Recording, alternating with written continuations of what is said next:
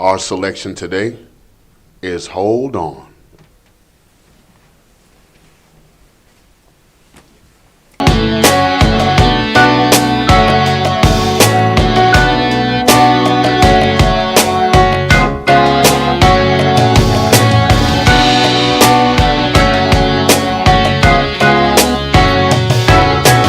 Hold on just a little while longer. Hold on just a little while longer. Hold on just a little while longer. Everything will be alright. Everything will be alright. Hold on just a little while longer. Hold on just a little while longer. Hold on just a little while longer. Everything will be alright. Everything will be alright. Hold on just a little while longer. Hold on just a little while longer. Hold on just a little while longer. Everything will be alright. Everything will be alright. Walk on just a little while longer. Walk on just a little while longer.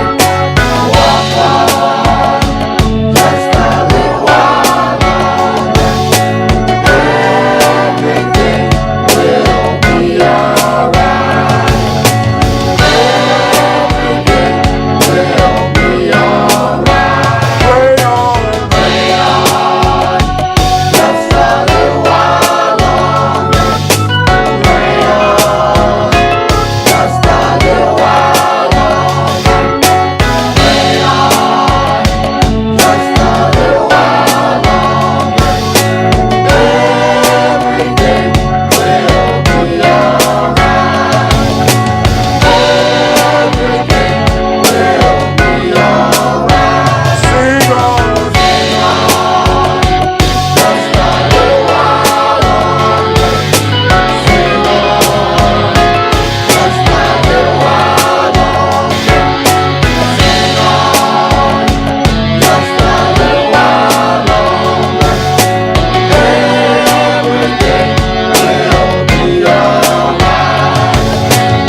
Everything will be alright. Hold on just a little while longer. Hold on just a little while longer. Hold on just a little while longer. Everything will be alright. Everything will be alright. Hold on just a little while longer. Hold on just a little while longer. Hold on just a little while longer. Everything will be alright. Everything will be alright. Everything will be alright. Everything will be alright. Everything will be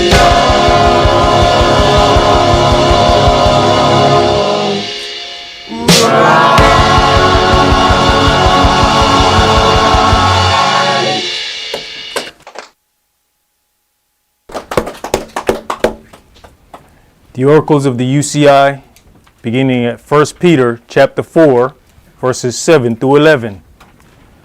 But the end of all things is at hand. Be you therefore sober, and watch unto prayer.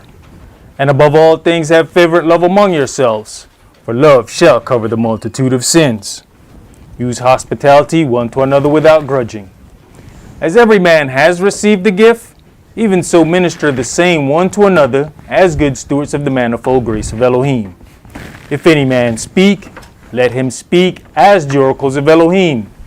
If any man minister, let him do it as of the ability which Elohim gives, that Elohim in all things may be glorified through Yahshua the Mashiach, to whom be praise and dominion forever and ever. Amen. Ephesians chapter 4, verses 29 through chapter 5 and verse 4. Let no corrupt communication proceed out of your mouth, but that which is good to the use of edifying, that it may minister grace unto the hearers. And grieve not the Holy Spirit of Elohim, whereby you're sealed until the day of redemption. Let all bitterness and wrath and anger and clamor and evil speaking be put away from you with all malice. And be you kind one to another, tender-hearted, forgiving one another, even as Elohim for Yahshua's sake has forgiven you. Be you therefore followers of Elohim, as dear children, and walk in love, as the Mashiach also have loved us, and has given himself for us an offering and sacrifice to Elohim for a sweet-smelling savor. But fornication and all uncleanness or covetousness, let it not be once named among you as become saints. Neither filthiness, nor foolish talking, nor jesting, which are not convenient, but rather giving of thanks. Ecclesiastes chapter 5, verses 1 and 2. Keep your foot when you go to the house of Elohim, and be more ready to hear than to give the sacrifice of fools, for they consider not that they do evil. Be not rash with your mouth, and let not your heart be hasty to utter anything before Elohim. For Elohim is in heaven, and you upon earth. Therefore, let your words be few. Exodus chapter 23, verses 20 and 21. Behold, I send an angel before you, to keep you in the way, and to bring you into the place which I have prepared. Beware of him, and obey his voice. Provoke him not, for he will not pardon your transgressions, for my name is in him. Revelations chapter 3, verses 20 through 22. Behold, I stand at the door and knock. If any man hear my voice and open the door, I will come into him and will sup with him, and he with me.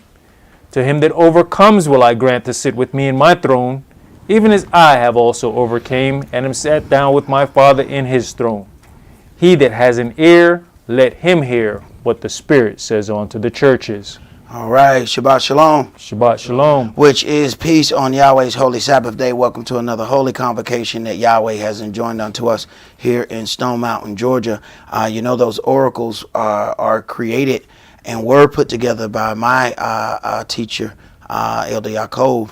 And those things were put in that order so that we would understand how to actually walk in agreement with Yahweh Elohim. That is actually what those things are put back to back for, so that there is a basis for understanding how to walk in agreement with Yahweh Elohim. And when we examine those oracles, this whole thing is about not angering the spirit that leads Israel. What we will end up seeing is we see each other. But we have some very tumultuous times coming toward us.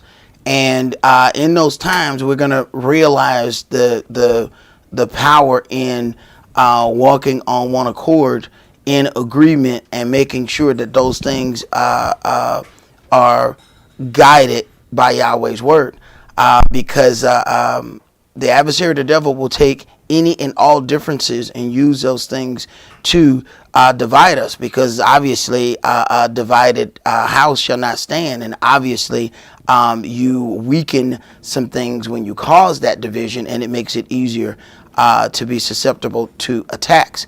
So when we go through those oracles and it says, beware, I have sent an angel to lead you. Do not provoke him, for he will not pardon your transgression. You see that then the power of dealing with that situation was already given to the angel when he was given that charge. So then we must understand what things anger the spirit, what things anger the angel of Yahweh who has been sent to do a job. And you have various angels who have been given charges, and they are going to complete their charge no matter what. They are not going to receive a failing report if they are angels indeed working for Yahweh.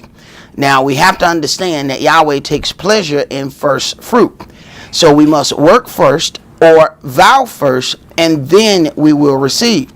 As we read about the story of Hannah, Hannah vowed first.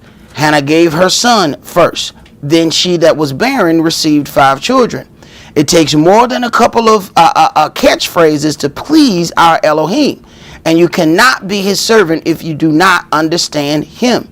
It's not just about do you trust Yahweh, but also can Yahweh trust you? Can he trust you to show up when you don't feel well? Can he trust you to show up when you don't have it like that? Can he trust you to show up even when you don't agree or understand?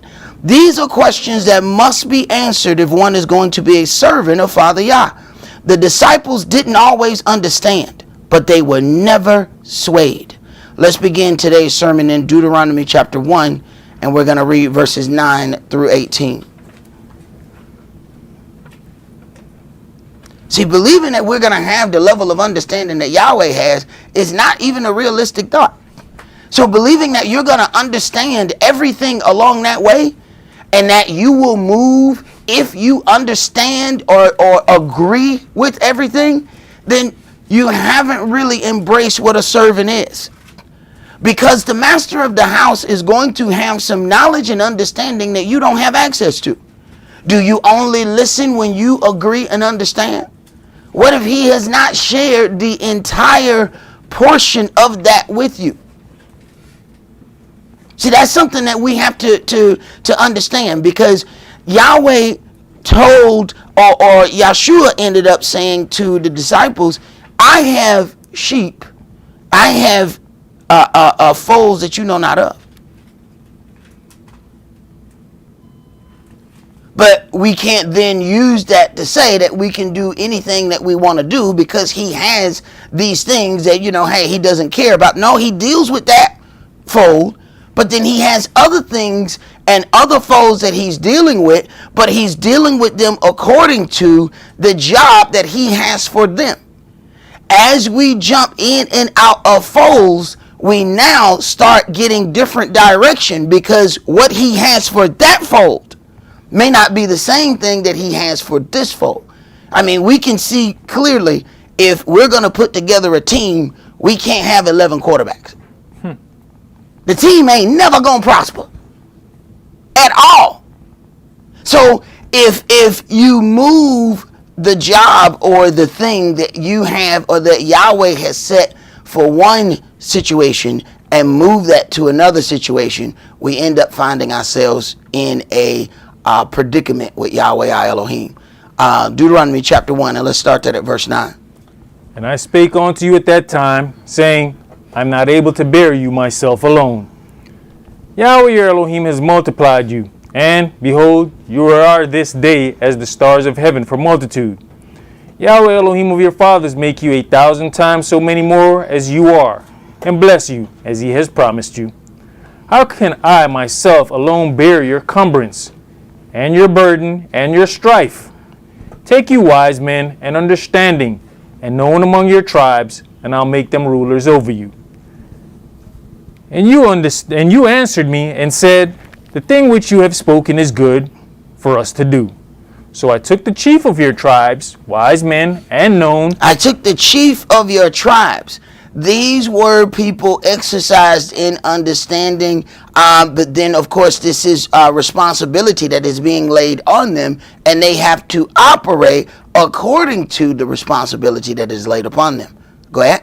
And known, and made them heads over you, captains over thousands, and captains over hundreds, and captains over 50s, and captains over tens, and officers among your tribes. So as you examine the captains and the officers, you find that some have more over them than others, according to their several ability.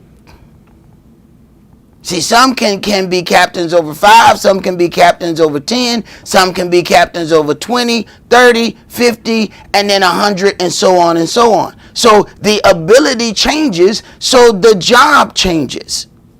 Go ahead. And I charge your judges at that time, saying, hear the causes between your brethren, and judge righteously between every man and his brother, and the stranger that is with him. If we are going to judge righteously, that means that there's a part of how we feel personally that has to come outside of a situation, and then we have to lay what is in the book, what the book says about certain things, and deal with it according to what's written. Go ahead.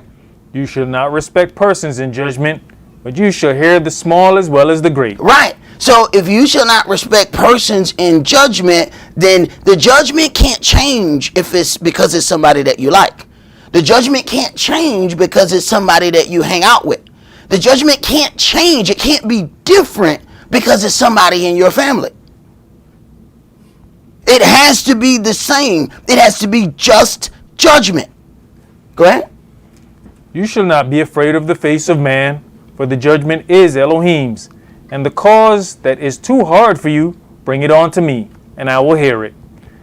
And I commanded you at that time all the things which you should do.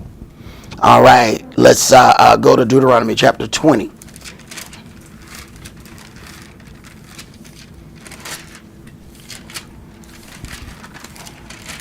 You know, even that last statement about the things that are too hard for you, bring it on to me. Mm-hmm. But when does a man reach the point where he can say, you know what, this is too hard for me. Mm-hmm. Let me take it to someone else. Right. That's when there has to be some knowledge of oneself about a situation. When you get down to that I realize that I have met the extent of what I can deal with in this situation. Let me seek out help. You know, sometimes it's easier for us to do that in natural situations. You know, when you look on YouTube and they said, yeah, man, I can give you step-by-step instructions on how to change the clutch in this transmission, and you say, yeah, I'm gonna do that. So you turn on YouTube, and then you realize at some point you in the middle of your garage with 110 pieces of metal in the middle of your garage. You now realize, you know what? I'm gonna need somebody else to do this right here. I done bit off more than I can chew. It's actually easier to figure that out in a natural situation because you're looking at all of that stuff and you trying to figure out, I don't know if this is the boat that go with that or this is the boat that go with that. Now, a lack of understanding said, well, a boat is a boat. Well, yeah, but you gonna figure that out when you put that together, that it matters which boat you put in that wheel over there. So it's easier for us to look at that in natural situations and say, okay, this is something that I need to go on a higher level with. And people will understand that there are levels of dealing with things. But if you still want to stay in that point, then you're going to keep it on your level and never go to that higher level of getting some other more experienced individuals in that circle to help deal with that. Then you are not actually taking possession of the tools that have been afforded you. Deuteronomy chapter 20, and let's start that at verse 1. When you go out to battle against your enemies and seize horses and chariots and a people more than you, be not afraid of them, for Yahweh your El is with you, which brought you up out of the land of Egypt. And it shall be, when you are come near unto the battle, that the priest shall approach and speak unto the people, and shall say unto them, Hear, O Israel, you approach this day unto the battle against your enemies. Let not your hearts faint, fear not, and do not tremble, neither be you terrified because of them. Because to go forward in the things that has to be done, Israel has to be on one accord. So you can't have some people that believe that, yeah, we should war against these people, and other people say, no, they should be our friends. And then you got some that say, no, we should keep some of them alive. And then others that say, no, we should utterly destroy. Israel is going to have to be on one accord before the battle begins. So you got to figure out who's who and what their thought process is before you go to battle. Because the last thing you need to do is to be in the battle and then figure out that the person beside you ain't really in it like that. That ain't the time to figure that out when you're in the trenches. You need to know that before the fight begins. Go ahead. For YAH your El is he that goes with you to fight for you against your enemies to save you. And the officers shall speak unto the people, saying, what man is there that has built a new house and has not dedicated it? Let him go and return to his house, lest he die in the battle, and another man dedicate it. And what man is he that has planted a vineyard, and has not yet eaten of it? Let him also go and return unto his house, lest he die in the battle, and another man eat of it. And what man is there that has betrothed a wife, and has not taken her? Let him go and return unto his house, lest he die in the battle, and another man take her. And the officers shall speak further unto the people, and they shall say, what man is there that is fearful and faint-hearted? Let him go and return unto his house, lest his brethren's heart faint as well as his heart. So what this shows is the spirit of an individual that you are close to will invade your spirit. It says,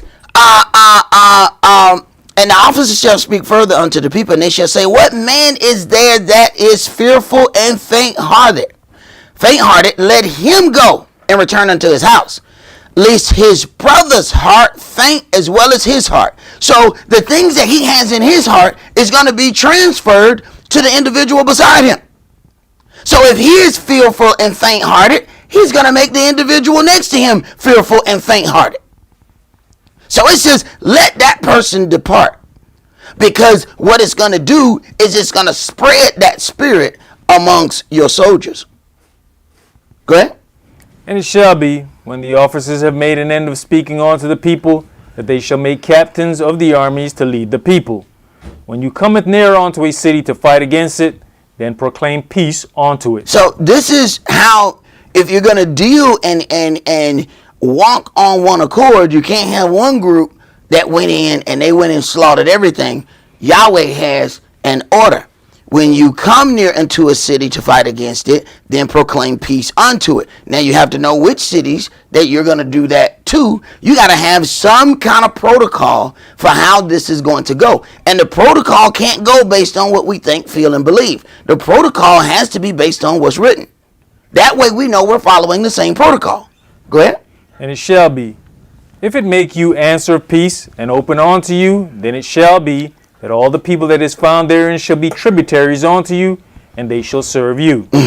And if it will make no peace with you, but will make war against you, then you shall besiege it. And when Yahweh your El has delivered it into your hands, you shall smite every male thereof with the edge of the sword. So then Yahweh is allowing the other individuals to decide what really happens. See? You approach unto a city, you approach unto a situation, you proclaim peace. If it come out against you, Yahweh is making you render judgment unto it. As it is written, they will come out against you as judgment unto them. That way Yahweh is taking the question out. So Yahweh don't need to float down and talk to you about everything. You figure out real easy that it's time to fight when they start swinging at you. It don't take a mental giant to figure out that you in a fight once you get hit in your head. You proclaim peace and it swung on you. There ain't no more decision to make. The decision has been made for you. Go ahead. But the women and the little ones and the cattle and all that is in the city, even all the spoil thereof, shall you take unto yourself. And you shall eat the spoil of your enemies, which Yahweh your El has given you. Thus shall you do unto all the cities which are very far off from you, which are not of the cities of these nations. Which are not of the cities of these nations. So these rules apply in certain circumstances. Go ahead. But of the cities of these people which Yahweh your El does give you for an inheritance, you shall save alive nothing that breathes, but you shall utterly destroy them, namely the Hittites and the Amorites, the Canaanites and the Perizzites, the Hivites and the Jebusites, as Yahweh your El has commanded you, that they teach you not to do after all their abominations. Right. Being amongst them. He said these right here have to be utterly destroyed. Because if you are among them, no matter what you think, feel, and believe, you are going to learn their abominations. You are going to take on their ways. So these right here have to be destroyed. The ones that are close to you have to be the ones that are destroyed. You can deal with the other areas outside. You proclaim peace unto them. If they answer peace, then they'll be tributaries. But the ones that are close by, they must be slaughtered. Go ahead. Which they have done unto their gods. So should you sin against Yahweh your El. When you shall besiege a city a long time, and making war against it to take it, you shall not destroy the trees thereof by forcing an axe against them. For you may eat of them, and you shall not cut them down, for the tree of the field is man's life, to employ them in the siege. Only the trees which you know that they be not trees for meat, you shall destroy and cut them down. And you shall build bulwarks against the city that makes war with you until it be subdued. All right, let's go to Amos chapter 3.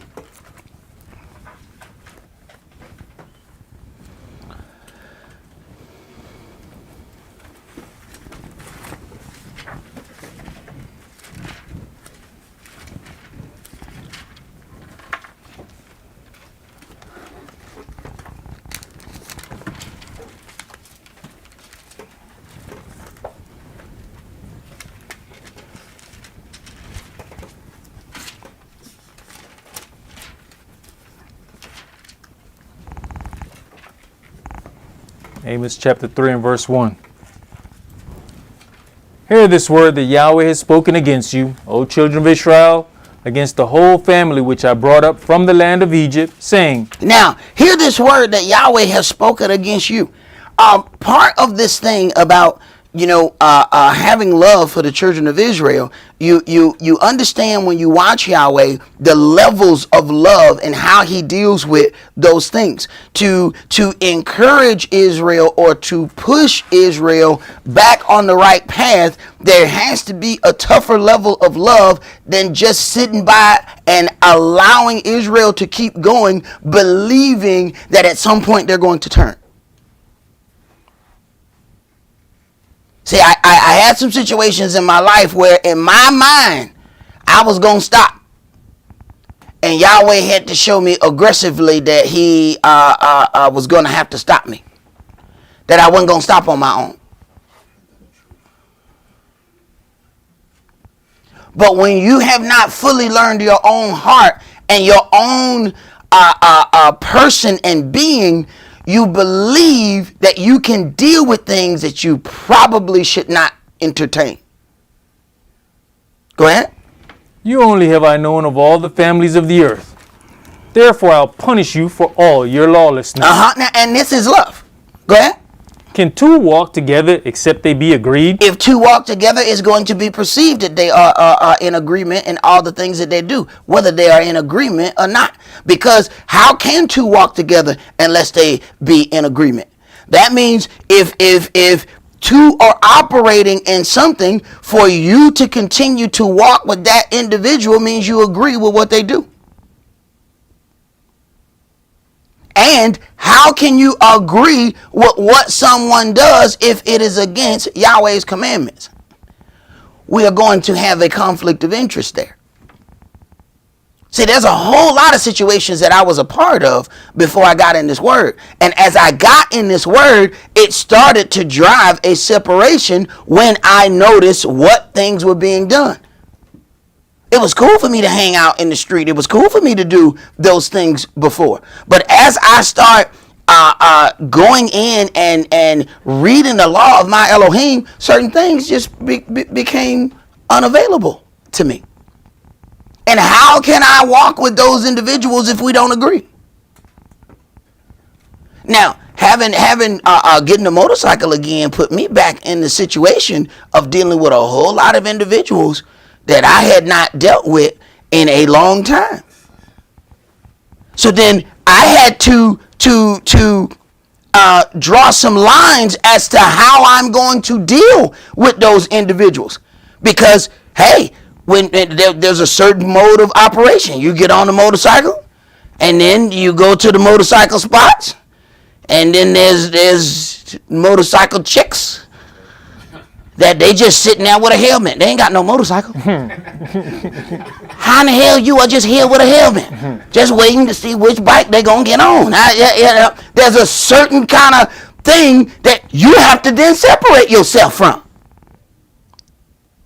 See, I can't do that. I used to have a bike before when I first got into this word. When I got a bike again, I couldn't deal with that the same way I deal with that before. How can two walk together unless they be agreed? I got a couple of dudes I can ride with because they respect my life. I don't try to change theirs, but we operate on a certain way when we get together. They don't cross any lines with me. I don't cross any lines with them. There's other people that I know I can't ride with them, because they going to ride and try and then ride and do some other things. They not ride or die. They ride and die. I'm not down with that. I got limitations now. See, I'm directed by the laws of my Elohim. So it ain't but so far I can go with that. And if anybody does not respect that, then we have a separation. We got a thing that we can't go past. Go ahead. Will a lion roar in the forest when he has no prey? Will a young lion cry out of his den if he have taken nothing? Can a bird fall in a snare upon the earth where no gin is for him? Shall one take up a snare from the earth and have taken nothing at all? Shall a trumpet be blown in the city and the people not be afraid? Shall there be evil in a city and Yahweh has not done it? Surely the Adonai Yah will do nothing, but he reveals his secret unto his servants, the prophets. Yahweh, even being an omnipotent and omnipresent, having all power, he still operates in a certain way. He ain't got to tell nobody nothing. He ain't got to ask nobody nothing. He in control. Yet, he still deals in a certain way. He reveals things unto his prophets, then he moves. But it's his. Is it not lawful for me to do what I will with mine own? It's his. But he still operates a certain way in dealing with his. Go ahead. The lion has roared, who will not fear? The Adonai Yah has spoken, who can but prophesy?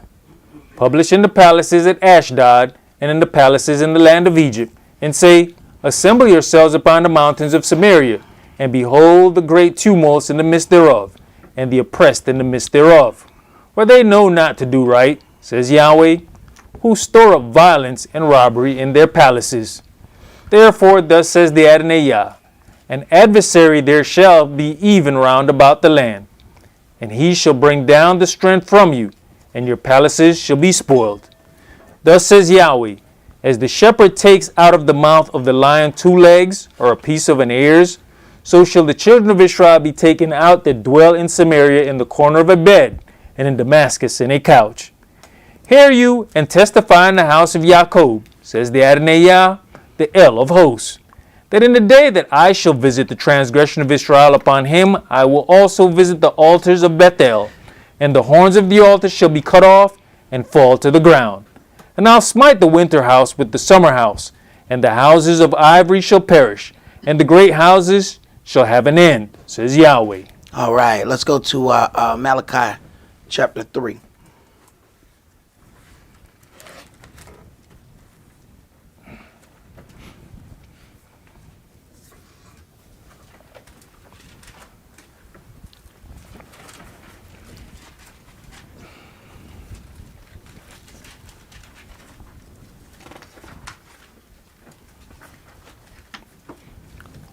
Malachi chapter 3 and verse 1. Behold, I will send my messenger, and he shall prepare the way before me. And the Adonai, whom you seek, shall suddenly come to his temple, even the messenger of the covenant. Everything you're going to read, you're going to come across all of these things about covenants. Yahweh is a covenant Elohim. What ends up happening is we want to do things at free will. We want to do things when it's convenient. Yahweh operates in covenants. And the way covenants work, you're going to agree and say what you're going to do before all the things come to pass. And see, that's not how we're accustomed to operating. See? You know, out in the street, you can't tell no brother that, hey, man, yeah, you're going to get married. But, y'all not going to go on a date first. What? Wait a minute. No, I'm accustomed to, I need a sampler plate. You know what I'm saying? I'm accustomed to sampler plates. I can't just agree to this meal. You know what I'm saying? Like that. That's how you operate in the world. Yahweh don't operate like that.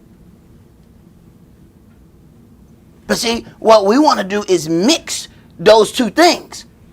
And you're gonna have a problem. Go ahead. Whom you delight in.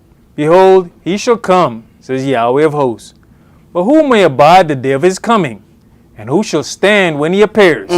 For he's like a refiner's fire and like fuller's soap. Right. When the children of Israel got close to Yahweh, when Yahweh brought his power close to the children of Israel, they said, you know what? Don't come near us no more. Don't talk to us. See, it's one of those things that we talk about being close to Yahweh. We talk about all of these things and not understanding what's going to happen as you get closer to Yahweh.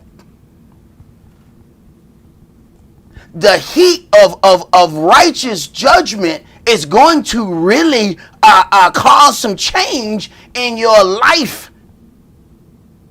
As that power got close to Israel, no. Don't come talk to us no more.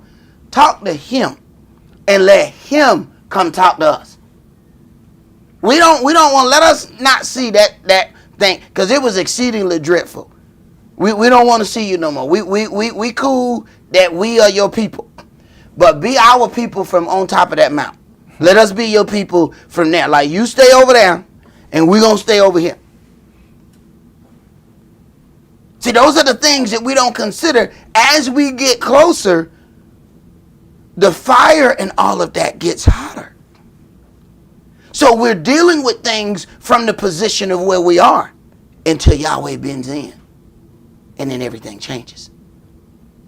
Go ahead. Verse 3. And he shall sit as a refiner and purifier of silver. And he shall purify the sons of Levi and purge them as gold and silver, that they may offer unto Yahweh an offering in righteousness. Okay, once they are purified and purged, then the offering is offered in righteousness. You purify silver and gold in the fire. The fire is not meant to burn them up or consume them.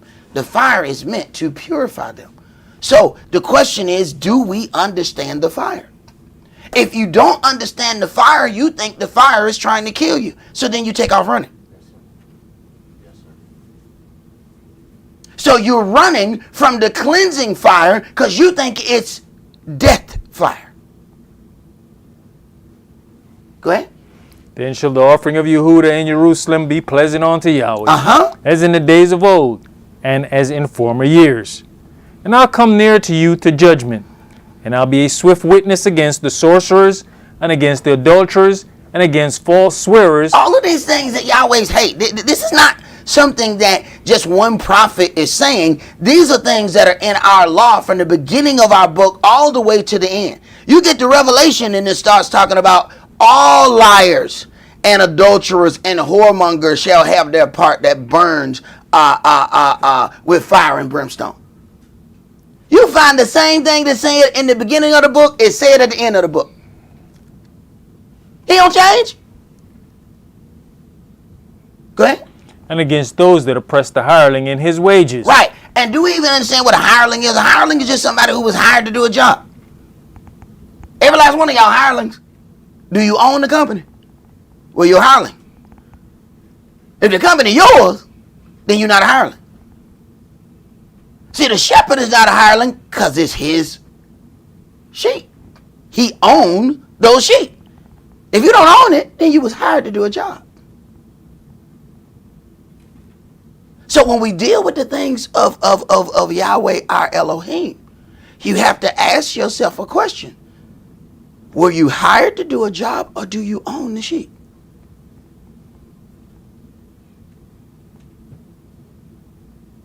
Because if you own them, you can't be fired.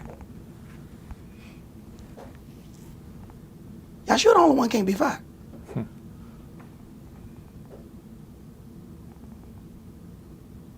Go ahead. The widow and the fatherless, and that turn aside the stranger from his right, and fear not me, says Yahweh of hosts. For I am Yahweh, I change not. Therefore you sons of Jacob are not consumed. Even from the days of your fathers you are gone away from mine ordinances, and have not kept them. Return unto me, and I'll return unto you, says Yahweh of hosts. But you said, wherein shall we return? Will a man rob Elohim? Yet you have robbed me. But you say, wherein have we robbed you? In tithes and offerings. You know what's interesting is there's a question there. Will a man rob Elohim? Yet you have robbed me. But then you say, so then this letting you know that they don't see the things the same way that Yahweh sees it. So whenever we get into a situation, it's not about how we perceive that situation. Well, we have to ask ourselves, how is Yahweh going to see that? Because at the end of the day, it's only his way of looking at it that matters. So it doesn't matter how we perceive that situation, or my perception or his perception. What matters is Yahweh's perception. He says, will a man rob Elohim? Yet you have robbed me. So now a question comes about. But you say, wherein have we robbed you? So then they don't believe that they've robbed him. Go ahead.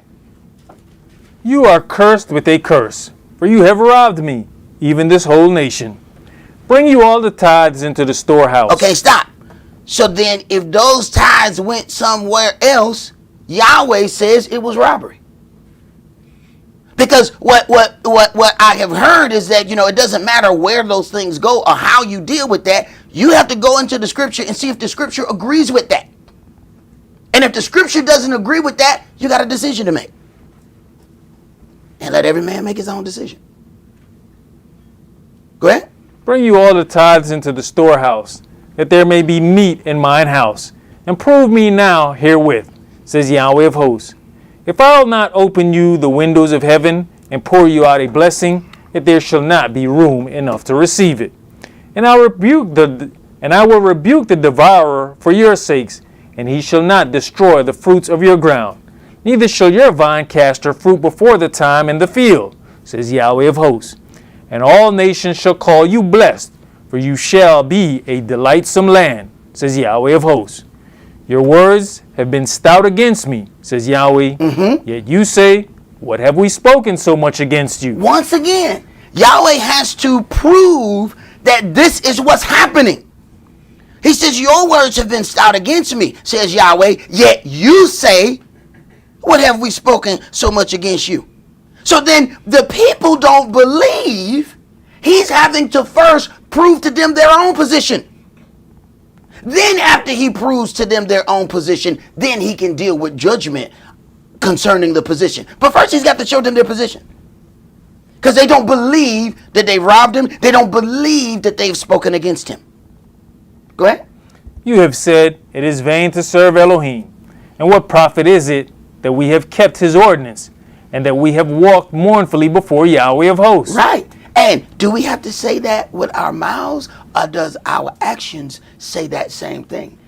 When we say it is vain to serve Elohim, whenever we consider why they ended up crucifying Yahshua. There was one statement where it said he made himself equal unto Elohim. They were done. He got to die. We don't need any witnesses no more. We don't need anything. Because the scripture talks about reverencing the sanctuary. It talks about how we sanctify or separate holy things. And once we make other places and other things equal with that thing, oh, we done got into something. That's why they didn't need no more witnesses. They would say, oh, we're done. He made himself equal unto Elohim. He need to die right now. Court over with. Go ahead. And now we call the proud happy.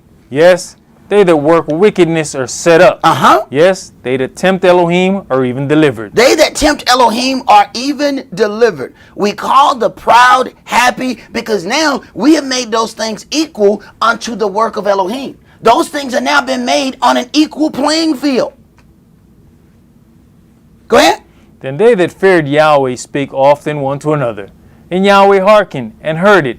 And a book of remembrance was written before him for them that feared Yahweh, and that thought upon his name. Mm-hmm. And they shall be mine, says Yahweh of hosts, in that day when I make up my jewels, and I'll spare them, as a man spares his own son that serves him. Uh-huh. Then shall you return, and discern between the righteous and the wicked, between him that serves Elohim and him that serves him not. Now, why is that something that needs to be discerned? Then shall you return and discern between the righteous and the wicked. When we read that, we automatically believe that that should be an easy situation. But then it says between him that serves Elohim and him that serves him not. Understand what Yahshua said. A lot of those are going to say, Adonai, Adonai, didn't we do all these great works in your name? And he's going to say, get away from me, you that work lawlessness. He didn't say you didn't work for me. He didn't say you didn't do work. His statement, get away from me, you that work lawlessness, means that the lawless deeds that were done caused those works not to be accepted by Yahweh.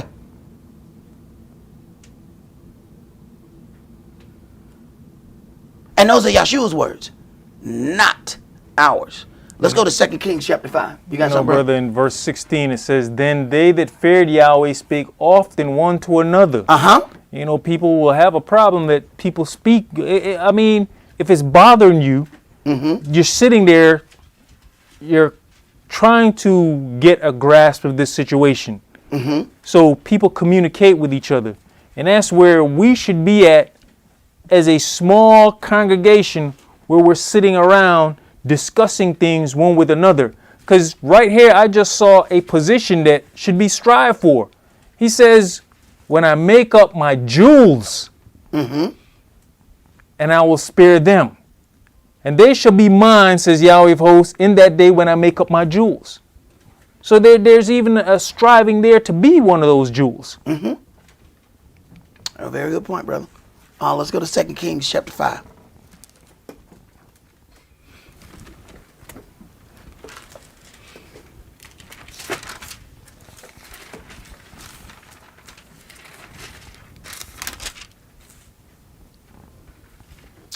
And go ahead and start that at verse 1. Okay. Now Naaman, captain of the host of the king of Syria, was a great man with his master, and honorable, because by him Yahweh had given deliverance unto Syria. He was also a mighty man in valor, but he was a leper. And the Syrians had gone out by companies, and had brought away captive out of the land of Israel a little maid, and she waited on Naaman's wife. And she said unto her mistress, would Elohim, my master, were with the prophets that is in Samaria, for he would recover him of his leprosy. Right. Now, there's no reason for the little maid to say this if she's being mistreated. So it matters how you treat people. It matters how things are done. So now there is this saying that they have gotten or heard from this maid. Go ahead. And one went in and told his master, saying, thus and thus said the maid that is of the land of Israel. And the king of Syria said, go, and I will send a letter on to the king of Israel. Right. Now, all of this is because this little girl talking. So there is respect in how someone is treated. You have a situation where somebody is in power, but just having that maid say something, they then even respected what the maid said, understanding that this was a maid of Israel. Go ahead. And he departed, and took with him 10 talents of silver, and 6,000 pieces of gold, and 10 changes of raiment. And he brought the letter to the king of Israel, saying, Now when this letter is come on to Now you, that's a whole lot of money now. That he brought to the party. We talking about he can make it rain. All right. Go ahead. behold, I have therewith sent Naaman my servant to you, that you may recover him of his leprosy. And it came to pass, when the king of Israel had read the letter, that he rent his clothes, and said, Am I Elohim, to kill and to make alive, that this man does send unto me to recover a man of his leprosy? Wherefore consider, I pray you, and see how he seeks a quarrel against me. He seeks a quarrel against me because he said, look, if he sent all of this stuff telling me to recover this man of his leprosy and I don't do it, next thing I know, it's soldiers at our gate ready to go to war. No, he seeketh the quarrel with me. Go ahead. And it was so, when Elisha the man of Elohim had heard that the king of Israel had rent his clothes, that he sent to the king, saying, Wherefore have you rent your clothes? Let him come now to me, and he shall know that there is a prophet in Israel. So then what happened? The ruler sent somebody to another ruler, not understanding the separation of those things that are orchestrated in Israel. The ruler had to go to the prophet. See, the separation of power there. But people have to do the job that they have been given to do. Go ahead. So Naaman came with his horses and with his chariot, and stood at the door of the house of Elisha. And Elisha sent a messenger unto him, saying, Go and wash in Jordan 7 times, and your flesh shall come again to you, and you shall be clean. Sometimes fixing an altercation is so simple that people reject it. They say, no, clearly some more stuff need to be done to reconcile this. No, all you need to do to reconcile it is this right here. If you do this, the conflict is over. Go ahead. But Naaman was angry, and went out. And He was angry. You see that? He was angry because the answer was too easy.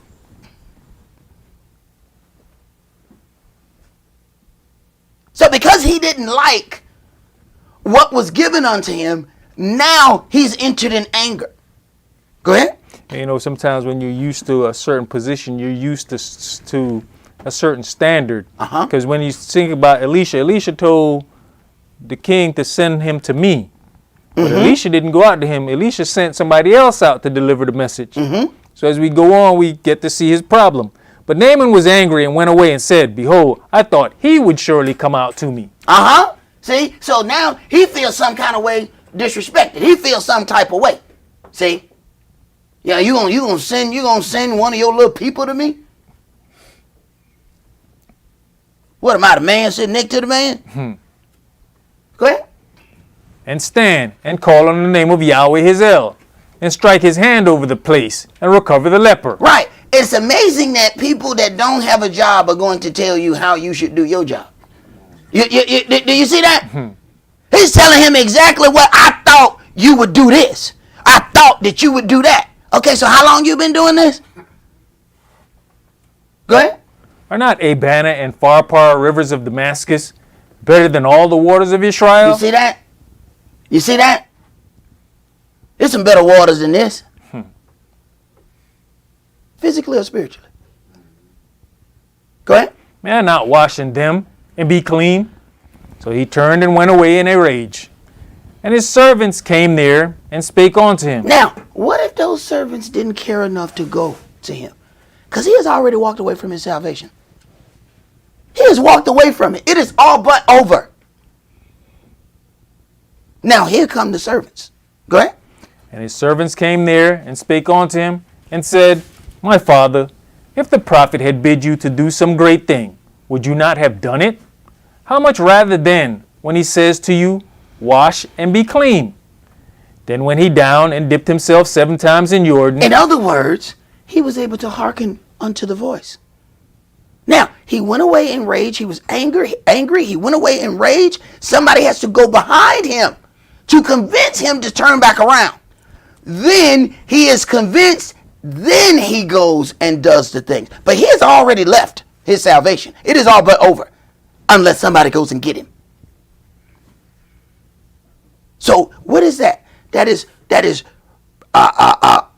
First of all, pride, because he figured, surely I thought he would come out to me. So that first, step one, pride. Then you have a certain respect of person. I thought he would come out to me himself. And surely he would have went and pronounced the name of his Elohim. He ain't just going to tell me go wash. Go ahead. You know, even with that situation, with the hardiness he's showing at this moment, still goes to show that from the beginning of all of this, Naaman is still able to listen to his servants, because it first starts with the little maid girl talking to his wife. So they were able to receive that from one of their servants and make a move on it. And now he's upset again. And once again, it's another servant or servants coming to him, and he's able to humble himself enough to listen to his servants. And that's something, you know, to be able to be pulled off that point at a position of anger. See, you know, sometimes that's the hardest time, when it's the hardest to reach us, is when we are angry, and that's that puffed up part, which is the opposite of unleavened. Go ahead. Then went he down and dipped himself 7 times in Jordan, according to the saying of the man of Elohim. And his flesh came again like unto the flesh of a little child, and he was clean. Okay, so the humbling, the going out to try and reach this individual worked. Go ahead. And he returned to the man of Elohim, he and all his company, and came and stood before him. And he said, Behold, now I know that there is no Elohim in all the earth, but in Israel. Now therefore, I pray you, take a blessing of your servant. Now I know that there's no other. Now, check this out. You're talking about a person not of Israel now knows Israel shall not be likened and leavened on a level playing field with every other god of the earth. This is going to be separate. Now I know. Go ahead. But he said, As Yahweh lives before whom I stand, I will receive none. And he urged him to take it, but he refused. And Naaman said, Shall there not then, I pray you, be given to your servant 2 mules burden of earth? For your servant will henceforth offer neither burnt offering nor sacrifice unto other gods, but unto Yahweh.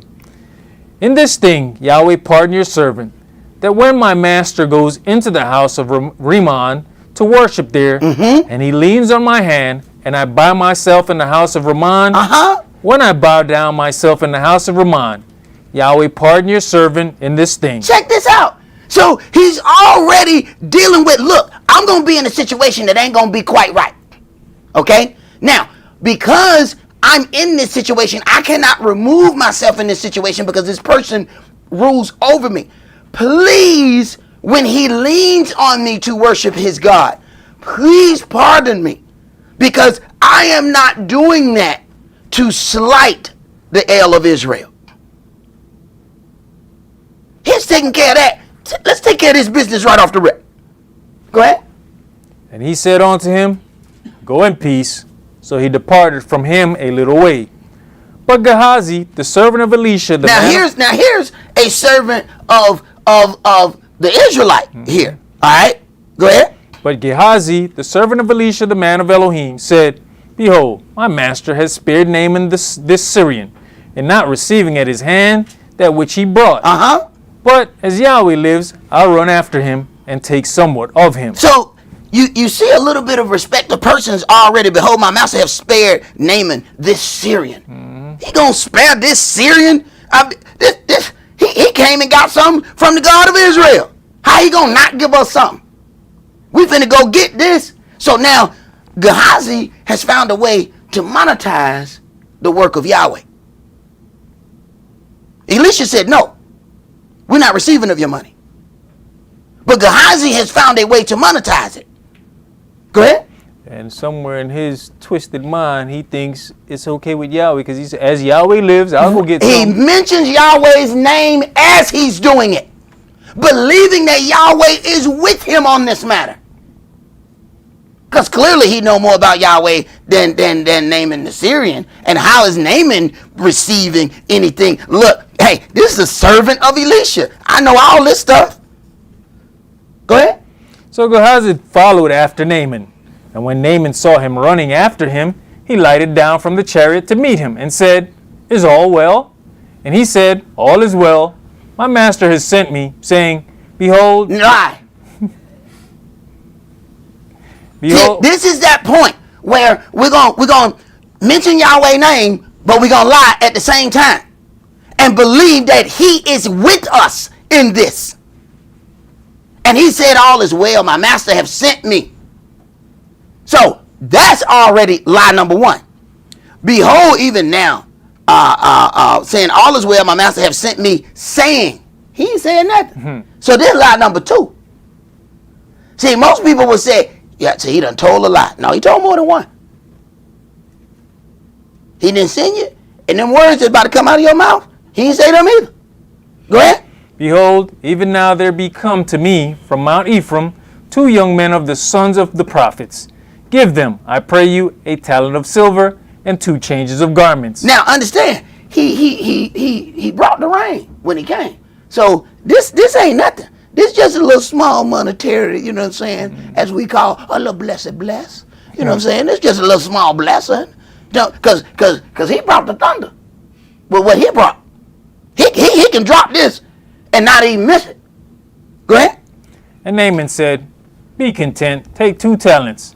And he urged him. Now, he asked for, he said, a talent of silver. Oh boy said, no, I'll take you 2. Go ahead. And he urged him, and bound 2 talents of silver in 2 bags, with 2 changes of garments, and laid them upon 2 of his servants, and they bare them before him. And when he came to the tower, he took them from their hand, and bestowed them in the house. Right. So now he has gotten those things, and now he is basically hidden those. Go ahead. And he let the men go, and they departed. But he went in and stood before his master. Because now he got to straighten back up his face and go back and pretend that all of this work was done for Yahweh. Because he mentioned Yahweh's name. Surely Yahweh is in agreement. He has done this thing. The man had plenty enough money. Why not go ahead and monetize the gift of Yahweh Elohim? Go ahead. And Elisha said unto him, Whence cometh you, Gehazi? And he said, Your servant went no whither. You see how one lie calls another lie, calls another lie, which calls another lie? A lie is not an independent thing. It is not strong enough to stand on its own. So when you tell one, go ahead and plan on telling 4, 5 more. Go ahead. Because you're not going to be able to take. They like Lay's potato chips. You can't handle just one. Because now they keep coming. Your servant ain't went nowhere. Praise Yah. Hallelujah. Right. Just lie after lie after lie. Go ahead. And he said unto him, Went not my heart with you, when the men turned again from his chariot to meet you? Is it a time to receive money, and to receive garments, and olive yards, and vineyards, and sheep, and oxen, and men servants, and maid servants? The leprosy therefore of Naaman shall cleave unto you, and unto your seed forever. You see that? Go ahead. And he went out from his presence a leper as white as snow. Check that out. Check that out. Because he wanted to monetize the gift of Yahweh our Elohim, the leprosy that was taken from Naaman is now not just on him. This is why when you read it says, cursed children. Hey man, it says it will cleave unto you and unto your seed. He has cursed his whole lineage.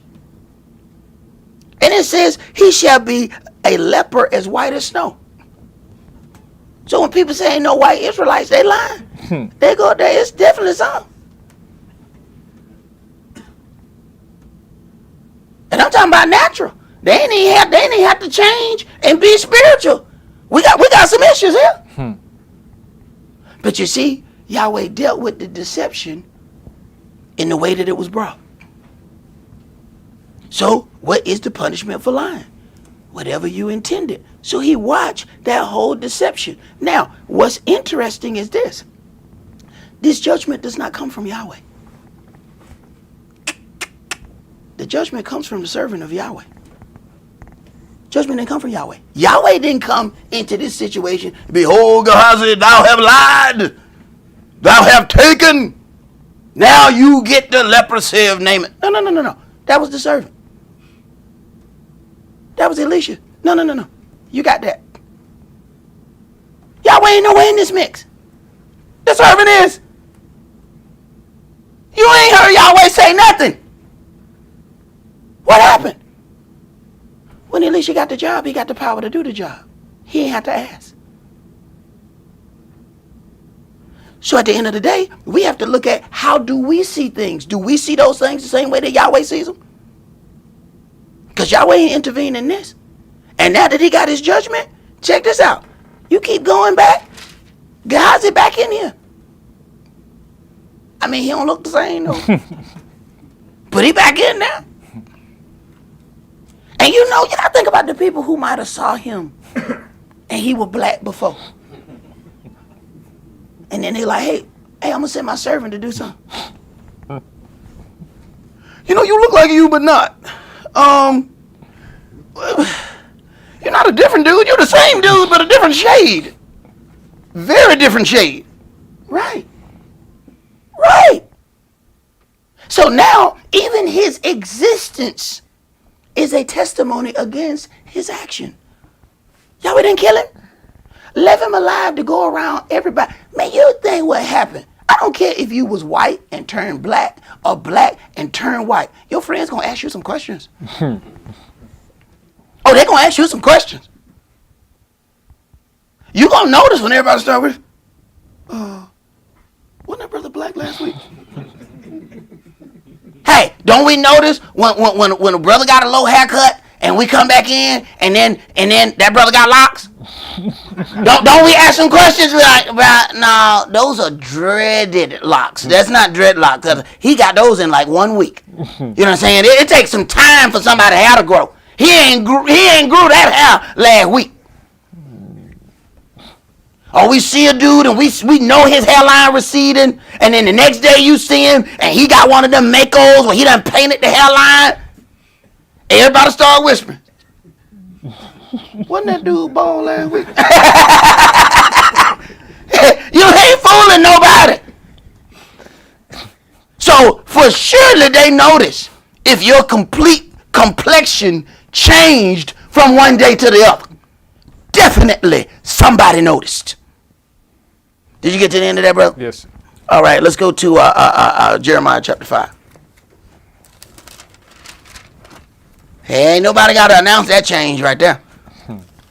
Jeremiah chapter 5, and let's read verses 20 through 29.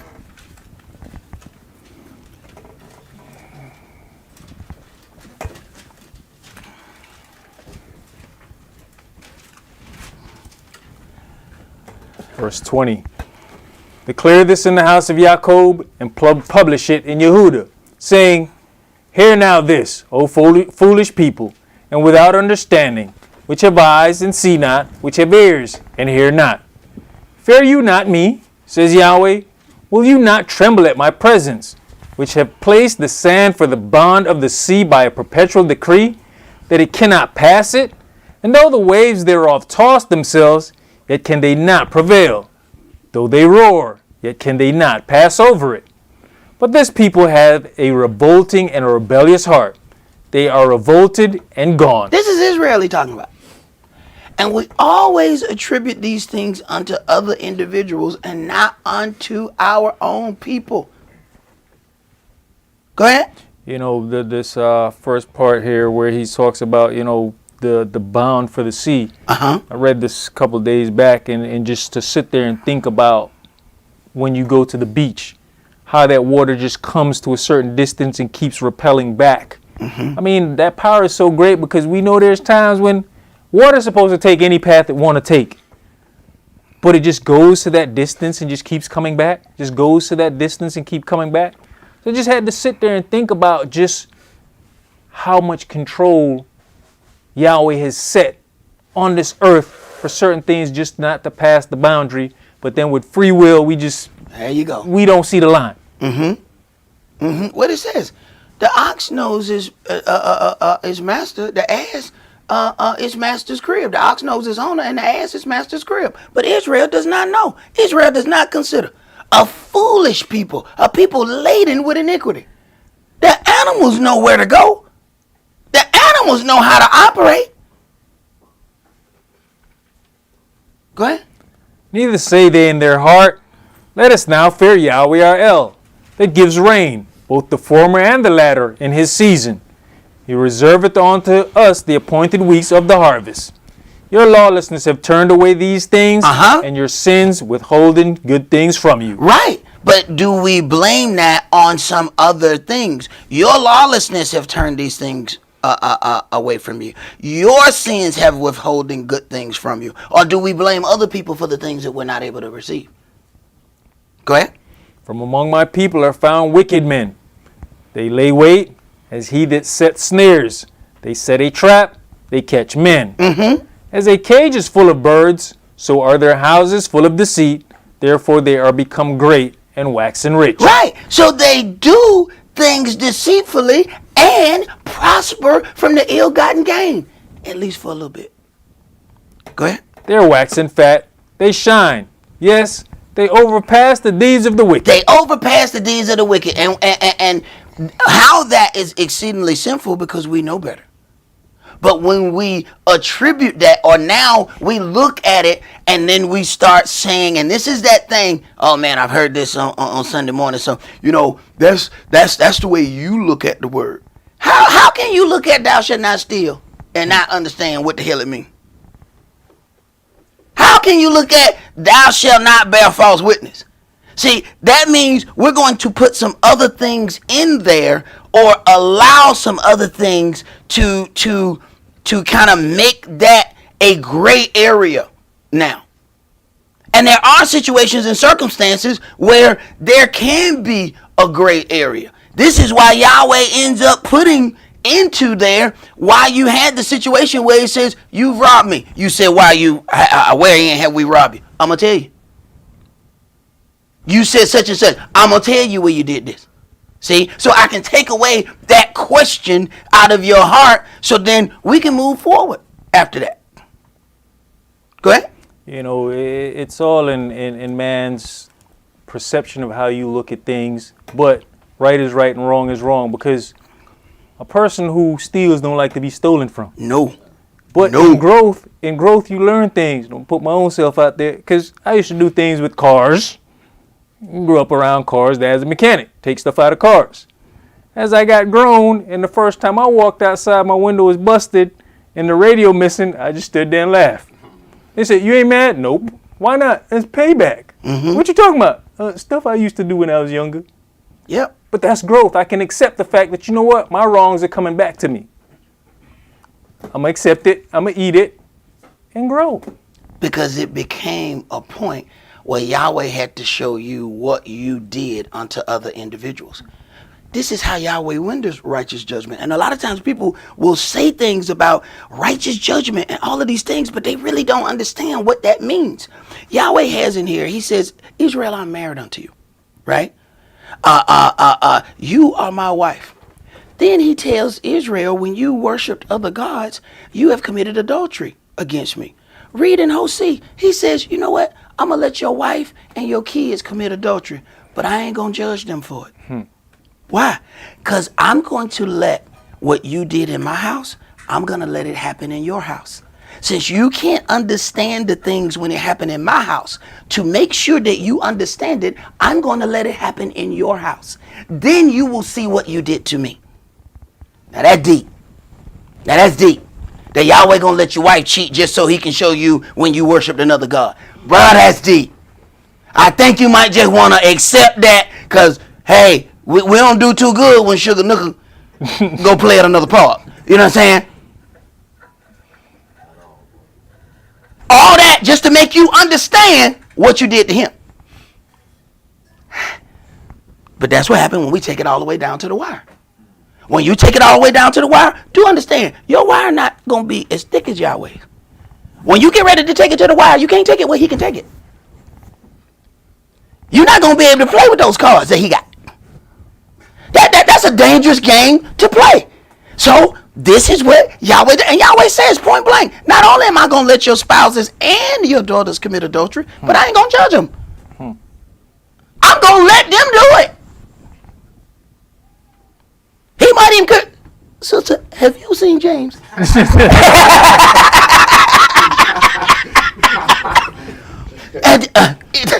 Is he not a fine specimen of an individual? You see that? Look at those muscles.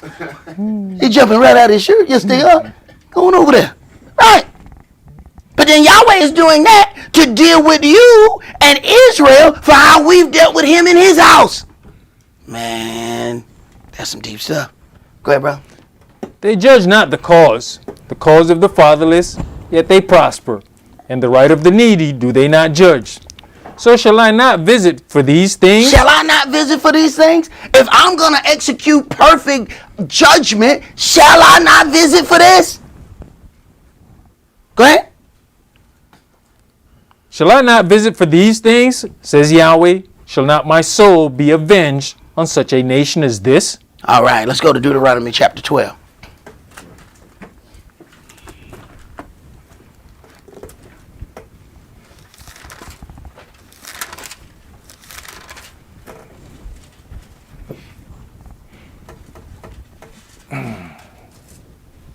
Deuteronomy chapter 12 and verse 1. These are the statutes and judgments which you shall observe to do in the land, which Yahweh El of your fathers give you to possess it, all the days that you live upon the earth. You shall utterly destroy all the places wherein the nations which you shall possess serve their gods, upon the high mountains and upon the hills and under every green tree. Because understand something, Yahweh our Elohim is a very jealous Elohim. Right? So then he watches the efforts that we put into other things, and then he looks and see if those things outweigh what we do for him. We have activated his jealousy, and we don't see that. So now all of these places where they serve their other gods, go and destroy. He says point blank, I'm a very jealous Elohim. So then Yahweh watches us, and he watches how we operate. We got 2 hours for some foolishness. We got 20 minutes for Yahweh. Jealousy activated. We got 5 hours for our own personal work. We got about 15 minutes for Yahweh's work. At jealousy activated. See, my teacher told me, all right, son, do what you do, but do understand, the more you get, the more Yahweh is going to expect out of you. Message, pick up, bing, got it. Go ahead, bro. And you shall overthrow their altars, and break their pillars, and burn their groves with fire. And you shall hew down the graven images of their gods, and destroy the names of them out of that place. You shall not do so unto Yahweh your El, but unto the place which Yahweh your El shall choose out of all your tribes to put his name there, even unto his habitation shall you seek, and thither shall you come. Right. So then there is a certain mode of operation. This is what the oracles tell us. Beware of the angel. I have sent an angel to lead you in the way. Do not provoke him. You have to learn how not to provoke the angel. Go ahead. And thither shall you bring your burnt offerings, and your sacrifices, and your tithes, and heave offerings of your hand, and your vows, and your freewill offerings, and the firstlings of your herds and of your flocks. So then Yahweh says the place where he chose to place his name there, that is where those things are supposed to be brought. If you then bring those things to other places, you have put those places on an equal playing field with Yahweh's house. We got a problem. Go ahead. And there you shall eat before Yahweh your El, and you shall rejoice in all that you put your hand unto, you and your households, wherein Yahweh your El has blessed you. You shall not do after all these things we do here this day. Every man whatsoever is right in his own eyes. Right. When it comes down, this is where we then introduce, well, that's not how I see that. Well, what you have to do is get in the volume of the book and see how Yahweh is going to see that. And when you see how Yahweh perceives that, you are now in a position where you have to make a decision. Are you going to maintain the way you see it, or are you going to deal with it the way Yahweh sees that? And that may take some meditation, prayer. That may take several things. That may not be something that you can make right away, but you definitely have to consider it. We can't say that we are educated in the word, but then don't go to the word when we're supposed to be dealing with situations. We can't proclaim. We can't be smart and stupid at the same time. You have to choose one. You can't be both. So if it's something that's concerning some things, get inside the book and see what the book says about it. And when you're reading something, you can't just always deal with the things that agree with the thing that you're doing. Go to the other side and read what the other side say about it. Go ahead, bro. For you are not as yet come to the rest and to the inheritance which Yahweh your El gives you. But when you go over Jordan and dwell in the land which Yahweh your El gives you to inherit, and when he gives you rest from all your enemies round about, so that you dwell in safety, then there shall be a place which Yahweh your El shall choose to cause his name to dwell there. Thither shall you bring all that I command you, your burnt offerings and your sacrifices, your tithes and the heave offerings of your hand, and all your choice vows which you vow unto Yah. All of that is supposed to be brought in the place where Yahweh has placed his name. So if you believe that Yahweh has placed his name at Puka's garage, then that's where you're supposed to be. Go ahead. And you shall rejoice before Yahweh your El, you and your sons and your daughters, and your men servants and your maid servants, and the Levite that is within your gates, for as much as he has no part nor inheritance with you. Take heed to yourself that you offer not your burnt offerings in every place that you see it. When we get into something, we have to see what the word of Yahweh says about it. Go ahead. But in the place which Yahweh shall choose in one of your tribes, there you shall offer your burnt offerings, and there you shall do all that I command you. So it wasn't just one house. It was several places where they could do that. But there were several authorized places where that could happen. Not just anywhere. Go ahead. Notwithstanding, you mayest kill and eat flesh in all your gates, whatsoever your soul lust after, according to the blessing of Yahweh your El, which he has given you. The unclean and the clean may eat thereof, as of the roebuck and as of the hart. Only you shall not eat the blood, you shall pour it upon the earth as water. You may not eat within your gates the tithe of your corn, or of your wine, or of your oil, or the firstlings of your herds, or of your flock, nor any of your vows which you voweth, nor your freewill offerings or heave offerings of your hand. Right. So then we have to look at that in today's time. If we are going to make a vow to do things in Yahweh's house, does that transfer and go to any other place that we may go?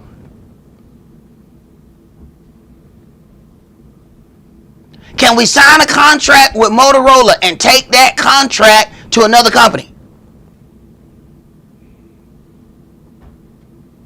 Go ahead. But you must eat them before Yahweh your El in the place which Yahweh your El shall choose, you and your son and your daughter, and your manservant and your maidservant, and the Levite that is within your gates. And you shall rejoice before Yahweh your El in all that you putteth your hands unto.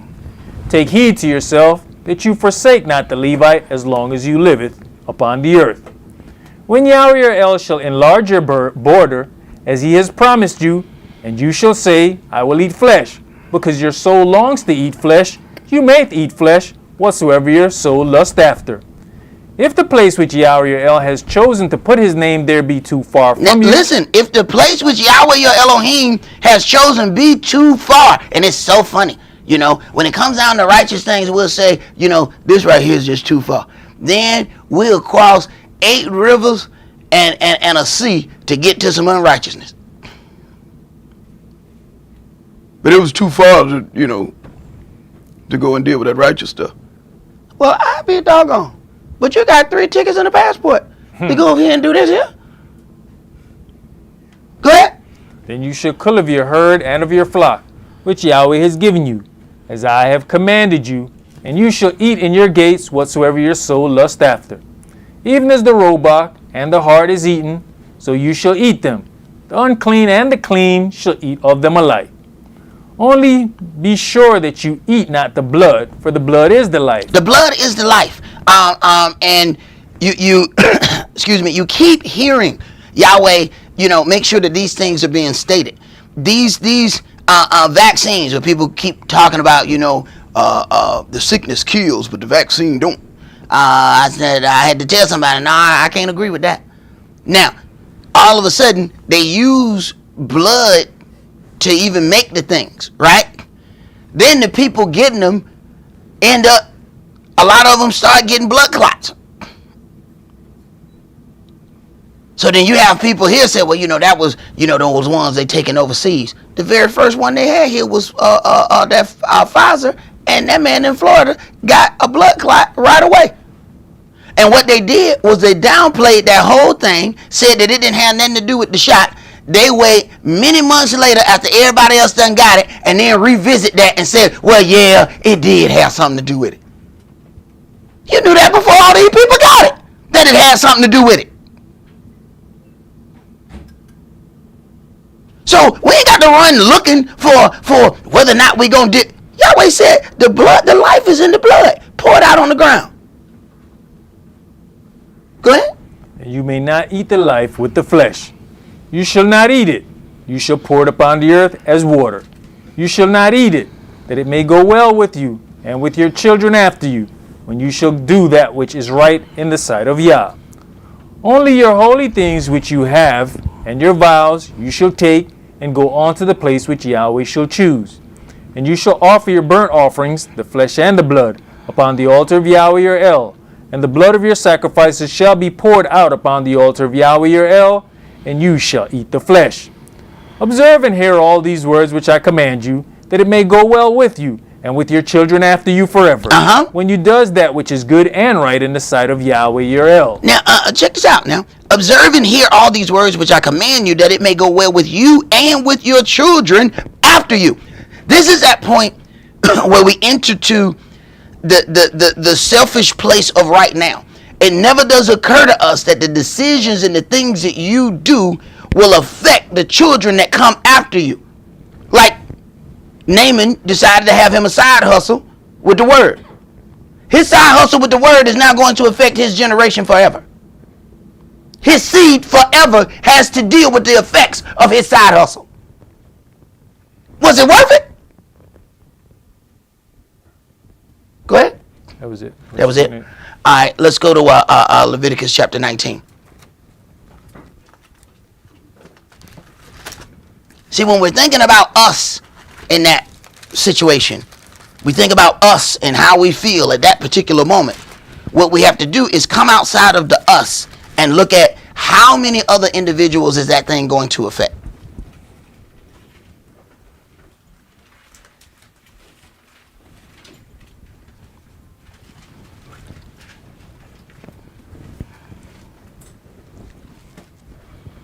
Leviticus chapter 19, and let's read verses 30 through 37. You shall keep my Sabbaths and reverence my sanctuary. I am Yahweh. Regard not them that have familiar spirits. Now, if you're going to reverence the sanctuary, then you have a godly fear of how things are done in that sanctuary. That means it is not on a level playing field with any other place. We're going to deal with that differently. There's a reason why we lock the doors when we get through with the things that we do here. Have y'all noticed that we don't do a whole lot of regular things in this same room? This room is closed off. We handle Yahweh's business and then we go fellowship somewhere else. We're not hanging out in here. So we have to be careful how we deal with the things that were supposed to be done here. Go ahead. Regard not them that have familiar spirits, neither seek after wizards to be defiled by them. I am Yahweh your El. You shall rise up before the hoary head and honor the face of the old man and fear your Elohim. Right. Fearing your Elohim means that you show respect where respect is due. So we can't say that we have knowledge of this, but then don't deal with the things according to how it's written. Go ahead. I am Yahweh. And if a stranger sojourn with you in your land, you shall not vex him. But the stranger that dwells with you shall be unto you as one born among you, and you shall love him as yourself. For you were strangers in the land of Egypt. I am Yahweh, your El. You shall do no unrighteousness in judgment. No unrighteousness in judgment. So once we get to that point of, we're going to work with this a little bit because this is how I see that. Now we're in an interest. The equation just changed. You shall do no unrighteousness in judgment. Go ahead. In meat yard, in weight, or in measure. Right. If it changes because it's somebody that you hang out with, it's not a just weight. If it changes because it's somebody that's in your family or in your house, it's not a just weight. Go ahead. Just balances, just weights. A just ephah and a just hin shall you have. I am Yahweh your El, which brought you out of the land of Egypt. Therefore shall you observe all my statutes. How many of them? All. Just the ones we like, right? All my statutes. All the statutes that you like. No. Therefore shall you observe all my statutes. Oh, okay. I read into that. I guess I saw what I wanted to see right there at that point. So therefore you shall observe all my statutes. Okay, go ahead. And all my judgments, and do them.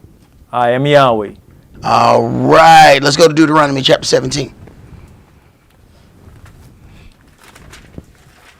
See, although some things may, seem difficult for us to sometimes deal with, you want to deal with those things before you approach unto the altar of Yahweh your Elohim. You rather go ahead and get those things out, get them out of your system. Go ahead and deal with that. Let those things be dealt with, that you have an opportunity to pray and seek the face of Yahweh before you approach unto his altar.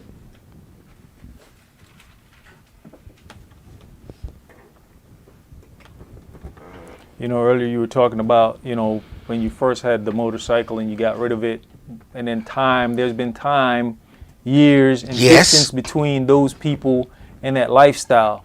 So now you can approach it differently. And a lot of times we don't see what our downfalls are. And like you say, sometimes Yahweh has to move you in a way so you can adjust.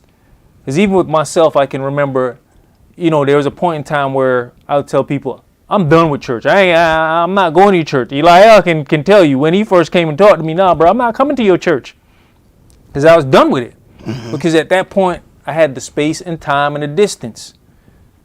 But during that space and time and distance, I can now see that Yahweh was conditioning my mind for what he had for me. It's even been that way with people, space and time with friends. So when they come back around, it's like, you want to know, bro, I'm not about that. But if you keep just keeping that, are you getting stronger? Or are you going to sway and get weak to them? So it's sometimes is that time away, even the music, the type of rapping I used to do coming out of Miami. There was this time where I just stopped listening to the radio and I thought I was doing it. But then I realized that once I got back into it, my mindset was changed. So Yahweh allowed that I thought I was in control of was actually changing me. It was the separation that was making you stronger. There's certain things that you have to separate yourself from. So while you build up strength, then you can deal with it on a lesser level. You still won't deal with it on that level, but you have to separate yourself to build up your strength so that you understand what your boundaries are. Otherwise, you're dealing with it according to somebody else's boundaries. And in that case, it's dealing with you. You ain't dealing with it.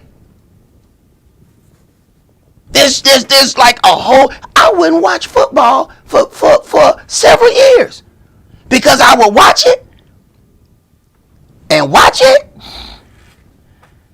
and fall asleep and wake up and watch it.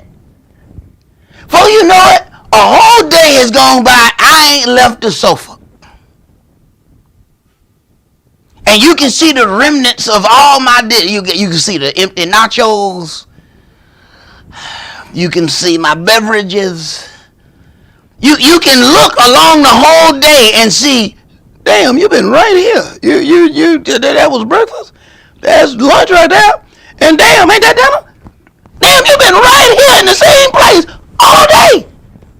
So if I'm doing that all day, this is what you got to ask yourself. See, sometimes we focus on the wrong thing. Look on the other side. If I'm doing that all day, guess what I ain't doing? Uh-oh. Now I done activate the jealousy of my Elohim. So now my Elohim whispering in my ear, so suck. So Tampa Bay that damn important? See, now I done activated his jealousy because, I mean, you've been looking at it all day and you ain't looked at me. You ain't saying nothing to me. But I mean, look at all the time that you done gave this. Oh, you got your little jersey too. Don't change your little jersey. I ain't seen no Yahweh jersey. Well, you ain't got no jersey with my name on it. Oh, that's how you do, sir? Now I done activated his jealousy. Do you understand when you activate your Elohim's jealousy? Because you know his wrath comes after that. So you may want to understand when you've done it.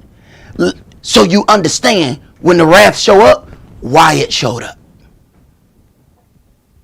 Hey, if you don't understand it, he has given us life situations, so that we will understand that. Go ahead, bro. Deuteronomy chapter 17 and verse 1. You shall not sacrifice unto Yahweh your El any bullock or sheep wherein is blemish, or any ill-favoredness, for that is an abomination unto Yahweh your El. Right. So then when we offer our work spiritually, we have to understand that those are spiritual sacrifices. Do they come with blemishes in them based upon what we have in our heart? And you can look at somebody and see what's in their heart. It's going to come out of their mouth and it's going to show in their disposition. Now that work is ill-favored and blemished.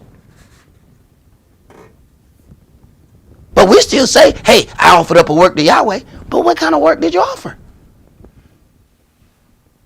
Go ahead.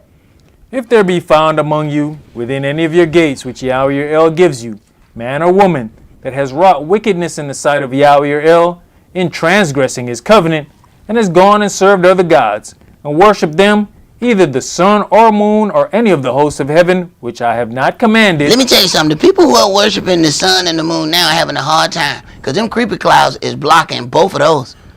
So they having a hard time. They can't even get to their God.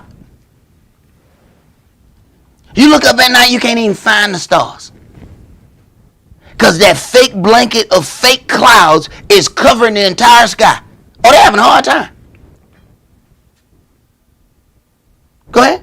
And it be told you, and you have heard of it, and inquired diligently, and behold, it be true, and the thing certain, that such abomination is wrought in Israel, then shall you bring forth that man or that woman. Diligent inquiry must be had. And it be told you, that, and you have heard it, and inquired diligently. See, those are steps. See, you don't just hear one version of a story and take off with rigor and all that. You need to slow down and hear the rest of the stories. If it's 3 people in the story, you need to hear 3 stories. If it were 5 people in the story, you should have heard 5 stories. If it's 3 people in that story and you heard 1, you got some issues. Go ahead.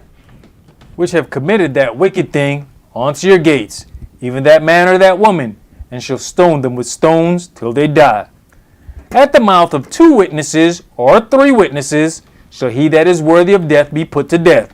But at the mouth of 1 witness he shall not be put to death. And that's exactly what we do. We'll hear the mouth of 1 witness and we will spiritually put a brother or sister to death based on the one side story that we've heard. Go ahead. The hands of the witnesses shall be first upon him to put him to death, and afterward the hands of all the people. So you shall put the evil away from among you. If there arise a matter too hard for you in judgment, between blood and blood, between plea and plea, and between stroke and stroke, being matters of controversy within your gates, then shall you arise and get you up into the place which Yahweh your El shall choose. And you shall come unto the priests, the Levites, and unto the judge that shall be in those days, and inquire, and they shall show you the sentence of judgment. They're going to show you what's written in the book that is concerning the things of which you have entered in. They're going to show you where those things are. Not the way I see it, or the way I perceive it, or the way no, let's go in the book, let's read it, let's deal with this. Now, what happens after that? Every man has to make an account of his own things. Go ahead. And you shall do according to the sentence which they of that place which Yahweh shall choose shall show you. And you shall observe to do according to all that they have informed you. According to the sentence of the law which they shall teach you, and according to the judgment which they shall tell you, you shall do. You shall not decline from the sentence which they shall show you, to the right hand nor to the left. You shall not decline. It has been given you. It has been shown you. This is what this is. Go ahead. And the man that will do presumptuously, and will not hearken unto the priest that stands to minister there before Yahweh your El, or unto the judge, even that man shall die, and you shall put away the evil from Israel. Now, the man shall die, and you put away evil from Israel. You can put away evil from Israel by just repenting. See, one way or another, the evil has to be put away. But the evil can be put away and the people still live. All they have to do is repent. Go ahead. And all the people shall hear and fear, and do no more presumptuously. When you are come That's where you get the way I see it, or the way I look at it, the way I perceive. Now, this is the presumptuous part of it, because now it's how we perceive that particular situation. And what we have to do is go in the volume of the book, place, and see Yahweh's view of that thing. Then that should override our perception or our way of looking at something. We get in here and see how he looks at it. And if ours don't agree with his, then we got to make a change. If indeed we are the servants that we claim to be. Go ahead. When you are come unto the land which Yahweh your El gives you, and shall possess it, and shall dwell therein, and shall say, I will set a king over me, like as all the nations that are about me. You shall in any wise set him king over you, whom Yahweh your El shall choose. One from among your brethren shall you set king over you. You may not set a stranger over you, which is not your brother. But he shall not multiply horses to himself, nor cause the people to return to Egypt, to the end that he should multiply horses. Now, this is a king. Now, the king gonna have a whole lot of power. So, what Yahweh does here is establish a certain limitation on the rulership. But do understand, a king is gonna have some power. Otherwise, he ain't no king. Go ahead. For as much as Yahweh had said unto you, you shall henceforth return no more that way. Neither shall he multiply wives to himself, that his heart turn not away. So Yahweh had a reason for this. Neither shall he multiply wives to himself, that his heart turn not away. Because what happens? Now he's dealing with all of the problems of those wives instead of dealing with the problems of the kingdom. So you have multiplication, which is what Slow-Mo entered into with 1,000. Then you have the situation with Dawid. See, if people don't know their math, they say, well, you know, King David multiplied. King David had about 19 wives, but 10 of them wives Yahweh gave him. You got to learn the difference. But this is also a king now. This is not the dude that work at UPS. It's not the same dude now. Now, don't take that out of context. You got dude getting off at UPS talking about, I'm finna do that. Well, understand that this ain't the same thing. You got substance to take care of all that. And the mind part that it's going to take away from you to deal with that. Go ahead. Yeah, what you always say to me, there's a difference between multiplication and addition. What Dawid had, what was added on to his house. Correct. It wasn't multiplied onto his house. And what Slow-Mo got, he multiplied himself. Yahweh didn't give him that. Yahweh had done told him not to get all of these, and he got everything that Yahweh said don't get. Go ahead. Neither shall he greatly multiply to himself silver and gold. And it shall be, Greatly multiply. But he gonna multiply silver and gold because he's a king. He has to operate a kingdom. And you can't operate a kingdom without finances. Go ahead. and it shall be, when he sits upon the throne of his kingdom, that he shall write him a copy of this law in a book out of that which is before the priests, the Levites. Now, this right here is going to take a little bit of his time and his mental attention.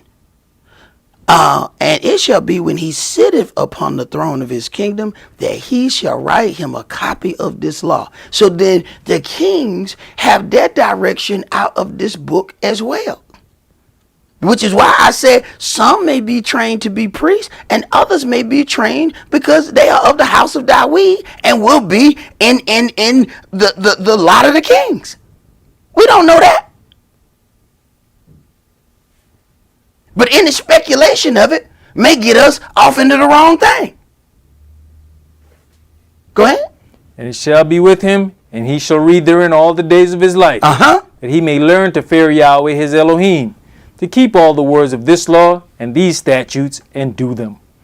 That his heart be not lifted up above his brethren, and that he turn not aside from the commandment. That he turn not aside from the commandment. See, although we may mention Yahweh's name, we got a lot of these little things we say and do and all of that, and it sounds real cute.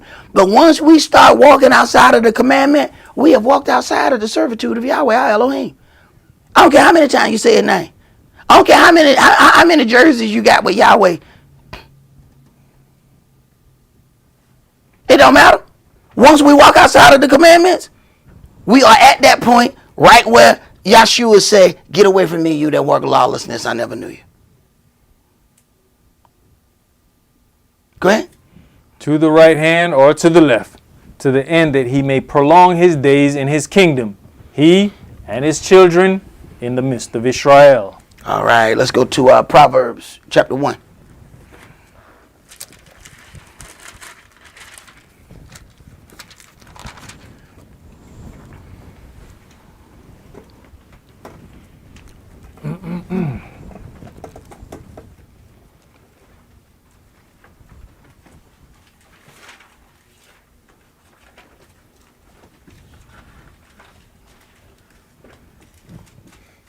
Proverbs chapter 1 and verse 1. The Proverbs of Shlomo, the son of Dawid, king of Israel, to whom wisdom and instruction, to perceive the words of understanding. To know wisdom and instruction, to perceive the words of understanding. And understand, when you deal with Shlomo, you're dealing with one of the wisest kings that ever was on the face of the earth that Israel had amongst them. But then that wisdom turned into other things. See? There's a part where if we don't corral some things, it goes into some other things. That's why you need protocol. Go ahead. Verse 2. To know wisdom and instruction, to perceive the words of understanding. To perceive the words of understanding. Go ahead. To receive the instruction of wisdom, justice and judgment and equity. To give subtlety to the simple, to the young man knowledge and discretion. That's a powerful thing. Knowledge and discretion. You can have knowledge and deal with your discretion the absolute wrong way. To receive the instruction of wisdom, justice and judgment and equity. To give subtlety to the simple, to the young man knowledge and discretion. Go ahead. A wise man will hear and will increase learning, and a man of understanding shall attain unto wise counsels. To understand a proverb and the interpretation, the words of the wise and their dark sayings. The fear of Yahweh is the beginning of knowledge, but fools despise wisdom and instruction. Right. And when you see how we operate, if we operate without fear, though we have all of this supposed understanding, in Yahweh's eyes, you ain't even begin to understand yet. Your actions show that you haven't even began understanding because you haven't learned to fear him. If you learn to fear him, you learn to operate a certain way. Go ahead. My son, hear the instruction of your father, and forsake not the law of your mother. Your father is Yahweh. Your mother is the church. Go ahead. For they shall be an ornament of grace unto your head, and chains about your neck. My son, if sinners entice you, consent you not. If they say, come with us, let us lay wait for blood. Let us lurk privily for the innocent without cause. Let us swallow them up alive as the grave, and whole as those that go down into the pit. We shall find all precious substance. We shall fill our houses with spoil. Cast in your lot among us. Let us all have one purse. Right, cast in your lot among us. We're going to do this together. Go ahead. My son, walk not you in the way with them. Refrain your foot from their path. For their feet run to evil, and make haste to shed blood.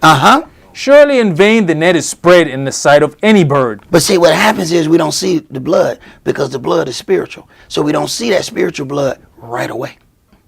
Go ahead. And they lay wait for their own blood. They lurk privily for their own lives. So are the ways of everyone that is greedy of gain. Right, and then what happened with Gehazi? With the side job? You know, with the side hustle of Yahweh's word, and he was going to monetize. It was the greediness of gain that destroyed him. Go ahead. Which taketh away the life of the owners thereof. Wisdom cries out. She utters her voice in the streets. She cries in the chief place of concourse. In the openings of the gates, in the city she utters her words, saying, how long, you simple ones, will you love simplicity? And the scorners delight in their scorning, and fools hate knowledge. Turn you at my reproof. Behold, I will pour out my spirit onto you. I'll make known my words unto you. Because I have called, and you refused. I have stretched out my hand, and no man regarded. But you have set at naught all my counsel, and would none of my reproof. You have set at naught all of my counsel, and would hear none of my reproof. Go ahead. I will also laugh at your calamity. I will mock when your fear comes. I will laugh when your trouble comes. Because all the time I tried to counsel, you wouldn't accept any of it. Go ahead. When your fear comes as desolation, and your destruction comes as a whirlwind, when distress and anguish comes upon you, then shall you call upon me, but I will not answer. They shall seek me early, but they shall not find me. Right. You get out of Elohim what you put into Elohim. So you come at Elohim in that way, that's the way he's going to come at you. Go ahead. For that they hated knowledge and did not choose the fear of Yah. They would none of my counsel. They despised all my reproof. Didn't he say that already? Go ahead. Therefore shall they eat of the fruit of their own way, and be filled with their own devices. Right. So that means they will not be able to turn from the way I see it. Go ahead. For the turning away of the simple shall slay them, and the prosperity of fools shall destroy them. But whoso hearkens unto me shall dwell safely, and shall be quiet from fear of evil. All right, let's go to our 2 Samuel chapter 24.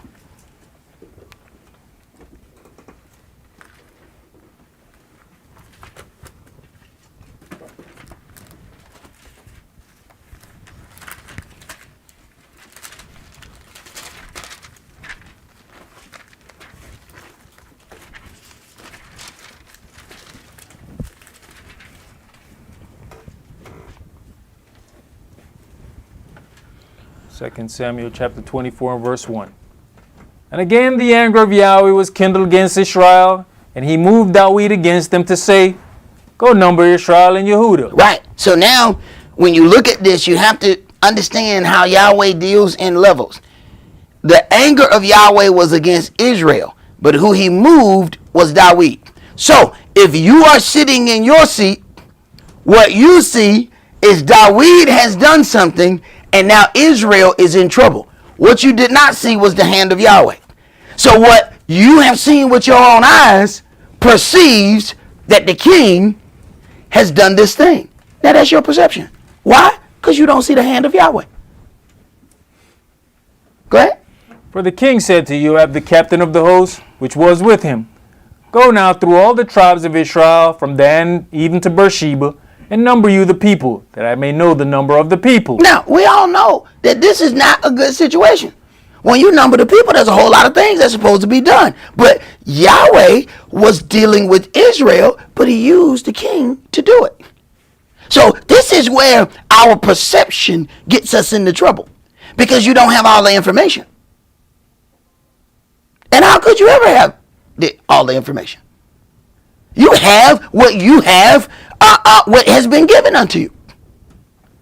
I understand there's certain situations where even the individuals who are in it were not given all the information. So how could you possibly have it and they in it and they don't even have it? This is where your perception and the way I see it can really get you to a point where you lose your salvation. Because Yahweh is an Elohim that works on a need-to-know basis. He'll just come out and tell you everything. Who the hell are you? He got people in the midst of situations, he ain't told them nothing. But he come tell you. He come tell you their situation, he ain't told them. What? Go ahead, bro. And Joab said unto the king, Now Yahweh your El add unto the people, how many soever they be, 100-fold, and that the eyes of my master the king may see it. But why does my master the king delight in this thing? Notwithstanding, the king's word prevailed against Joab. Right. Yahweh wouldn't even let it fall. You have somebody trying to give him counsel. This is not a good thing. Nevertheless, he kept going forward. Why? Yahweh has an agenda here that he's using the king to fulfill. So regardless as to what your perception of that is, it don't mean a hell of beans to Yahweh. He's going to bring this to pass. Go ahead. And against the captains of the host. And Joab and the captains of the host went out from the presence of the king to number the people of Israel. And they passed over Jordan and pitched in Arar, on the right side of the city that lies in the midst of the river of Gad, and toward Yazer. Then they came to Gilead and to the land of Tatim Hadshai, and they came to Dan and about to Zidon, and came to the stronghold of Tyre, and to all the cities of the Hivites and of the Canaanites, and they went out to the south of Yehudah, even to Beersheba. So when they had gone through all the land, they came to Jerusalem at the end of 9 months and 20 days. 9 months and 20 days. Go ahead. And Joab gave up the sum of the number of the people unto the king, and there were in Israel 800,000 valiant men that drew the sword, and the men of Yehudah were 500,000 men. And David's heart smote him after he had numbered the people. Stop. So what happened? Spirit left him. The spirit that was leading him to do that, this is why he couldn't be convinced. This is why he could counsel would not change any of those things, no matter how much sense the counsel made. The spirit is there that is leading him into that thing. As soon as he's done, that spirit leaves him, smote his heart. Now all of a sudden his heart is operating differently. It's not operating because he was operating in the power of the king. This man is talking to him. Man, I ain't trying to hear what you're saying. This is what I'm going to do. But when it was done, the spirit has left. Same thing happened to Judas. If we got a question, same thing happened. Judas went about. Yahshua said, one of you that sits with me is going to betray me. They said, who is it? Is it I? Who is it? You have said. Yahshua said, you have said. He still didn't get it. After he betrayed Yahshua, then he tried to go get her money back. What happened? The spirit left. The spirit that was leading him in that thing left him. My elder always said, people leave, spirits don't. So you watch the attributes of the spirit and watch where that spirit ends up. Go ahead. And David said unto Yahweh, I have sinned greatly in that I have done. And now I beseech you, O Yahweh, take away the lawlessness of your servant, for I have done very foolishly. But you see what happened after the spirit left? Here's the thing. Do we continue that because now pride says keep going? The spirit has left. he has another thought process. And as soon as he has another thought process, you can tell by what comes out of his mouth. Go ahead. For when David was up in the morning, the word of Yahweh came on to the prophet Gad, David's seer, saying, Go and say unto David, Thus says Yahweh. Now you see the separation. There's a prophet here, and this is what they do. David answers or prays, and somebody else brings the answer. See, that whole thing where we get everything and everything is dealt with through us, it's not backed up by this book. We're talking about a man who Yahweh says is after his own heart. Yet Yahweh didn't answer him everything to him. Say, he asked this, go tell him that. How he know it fits? Because he know what he asked. Go ahead. Go and say unto David, Thus says Yahweh, I offer you 3 things. Choose you one of them, that I may do it unto you. So Gad came to David and told him, and said unto him, Shall 7 years of famine come up onto you in your land? Or will you flee 3 months before your enemies while they pursue you? Or that there be 3 days pestilence in your land? Now advise, and see what answer I will return to him that sent me. And David said unto Gad, I am in a great strait. Let us fall now into the hand of Yahweh, for his mercies are great, and let me not fall into the hand of man. So Yahweh sent a pestilence upon Israel from the morning even to the time appointed, and there died of the people from Dan even to Beersheba 70,000 men. Right. So now you have this plague moving through Israel after he has done this thing. You have to think about how many people then are talking about what kind of horrible leader David is. See, these are the things that we don't want to take when you deal with real situations that happen in somebody's life. Understand, how do you think everybody else's perception of that was? He went to number the people. Somebody told him not to do it. He went on still. 70,000 people dead. What do you think the people's perception of that was? Go ahead, bro. You know, even with that thing, Joab could have even jumped off at that point. Man, I told him not to do this. You got it. I told him not to do this. He could have caused insurrection, right? Go ahead. And when the angel stretched out his hand upon Jerusalem to destroy it, Yahweh repented him of the evil and said to the angel that destroyed the people, It is enough. Stay now your hand. And the angel of Yahweh was by the threshing place of Arnon the Jebusite. So what Yahweh was doing was choosing the place where he was going to set up his holy house where the angel stopped. So Yahweh knew exactly where to tell the angel, stop right there. That's my place. Go ahead. And David spake unto Yahweh when he saw the angel that smote the people, and said, Lo, I have sinned. Okay, hold on. Now, Yahweh didn't send the information directly to David. But check this out. And David spake unto Yahweh when he saw the angel. But Yahweh let him see the angel. You see how Yahweh deal with things in levels?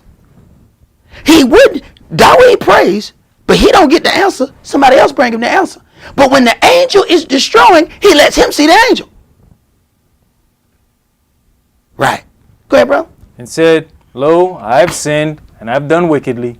But these sheep, what have they done? Let your hand, I pray you, be against me and against my father's house. Now, stop. David said, these sheep, what have they done? Read verse 1 again. And again the anger of Yahweh was kindled against Israel. I'm sorry. Who was the anger kindled against? Israel. So Yahweh didn't even share with David what he was doing with David. And it's amazing that people think they know some things, and he don't even share that with the people he's dealing with. He told David, Jack! But he let him see an angel. But he still didn't tell him this part. Boy, Yahweh will compartmentalize some things to make sure that you deal in order. He ain't giving one person everything. Go ahead, bro. And Gad came that day to David and said unto him, Go up, rear an altar unto Yahweh in the threshing floor of Arnon the Jebusite.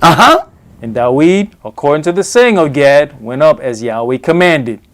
And Arnah looked and saw the king and his servants coming on toward him. And Arnah went out and bowed himself before the king on his face upon the ground. And Arnah said, Wherefore is my master the king come to his servant? And Dawid said, To buy the threshing floor of you, to build an altar unto Yahweh, that the plague may be stayed from the people. And Arnah said unto Dawid, Let my master the king take and offer up what seems good unto him. Behold, here be oxen for burnt sacrifice, and threshing instruments and other instruments of the oxen for wood. I'll give you all this stuff. Man, what's that between us? You're good people. I'll give you this. Go ahead. All these things did Arnah, as a king, give unto the king. And Arnah said unto the king, Yahweh or El accept you. And the king said unto Arnah, No, but I will surely buy it of you at a price. Neither will I offer burnt offerings unto Yahweh my El of that which does cost me nothing. Right. If it costs me nothing, it is of no value unto my Elohim. If it was offered in your convenience, it shall be accounted unto you lightly. If it was offered with great sacrifice, it shall be accounted unto you greatly. Go ahead. So Dawid bought the threshing floor and the oxen for 50 shekels of silver. And Dawid built there an altar unto Yahweh, and offered burnt offerings and peace offerings. So Yahweh was entreated for the land, and the plague was stayed from Israel. Right. This was all Yahweh's doing. Yahweh was choosing where he was going to set up his altar, and he used all of this situation to do it. But with man's eyes and what man was able to see, that's not what that looked like. That looked like something else. And Yahweh was not sharing all of that with Dawid. But he deals in order according to the people that he has placed in those positions.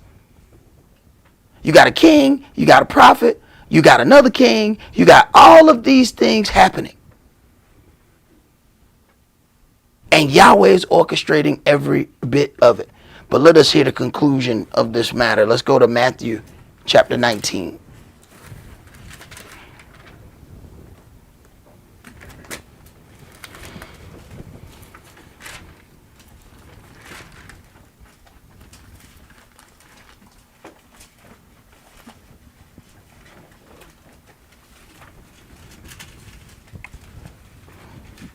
Matthew chapter 19 and verse 27. Then answered Cephas and said unto him, Behold, we have forsaken all and followed you. What shall we have therefore? Right. Now you have the sacrifice that they have had to offer to walk in the word was a great sacrifice. So greater the sacrifice, greater the reward. Go ahead.